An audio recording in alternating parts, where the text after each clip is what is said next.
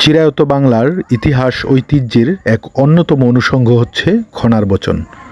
খনার বচন হলো মূলত প্রাচীন বাংলার কৃষি, আবহাওয়া, জ্যোতিষশাস্ত্র ভিত্তিক লোকসাহিত্য। বন্ধুরা, সেই খনার বচন সম্পর্কে আজ আপনাদের জানাবো। দেখতে পাচ্ছেন লোকজ উৎসব 2025। এটি ঐতিহাসিক সোনারগাঁয়ের বাংলাদেশ লোক কারুশিল্প ফাউন্ডেশন আয়োজিত একটি লোকজ উৎসবের দৃশ্য, যেটি 2025 সালে অনুষ্ঠিত হয়েছিল।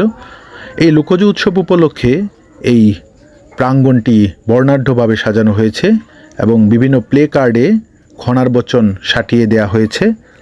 আনুমানিক অষ্টম থেকে দ্বাদশ শতাব্দীর মধ্যে চন্দ্রকেতু রাজার শাসনামলে বর্তমান পশ্চিমবঙ্গ ও বাংলাদেশ যে অঞ্চলটি রয়েছে, এই অঞ্চলে খনা নামের একজন বিদুষী নারী ছিলেন, যিনি এই বচনগুলো রচনা করেছিলেন। শতাব্দীর পর শতাব্দী সেই খনার বচন এখনও কৃষকরা তাদের চাষাবাদে মেনে চলেন।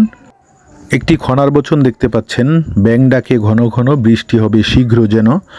আসলে ঘন ঘন যদি ব্যাঙ ডাকে তাহলে দ্রুতই বৃষ্টি নামতে পারে, এই জিনিসটি বুঝিয়েছিলেন খনা।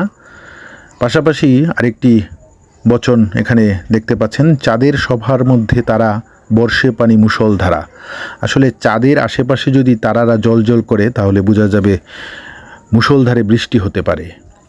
এই জিনিসগুলো আসলে জ্যোতিষশাস্ত্রের সাথে সম্পর্কিত। যদিও খনা এগুলো তৎকালীন সময়ে তথ্য প্রযুক্তি ছিল না, তারপরও এগুলো রচনা করেছিলেন, যেগুলোর সাথে আসলে অনেক কিছুই বৈজ্ঞানিকভাবে মিলে যায়।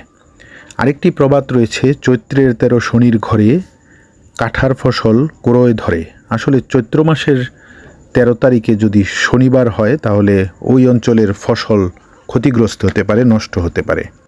বন্ধুরা, খনার বচনগুলো মেনেই এই অঞ্চলের কৃষকরা একসময়ে কৃষিকাজ করতেন। সময়ের ব্যবধানে সেই খনার বচন আমাদের সমাজ থেকে হারিয়ে গেছে। এখন এগুলো শুধুমাত্রই স্মৃতি।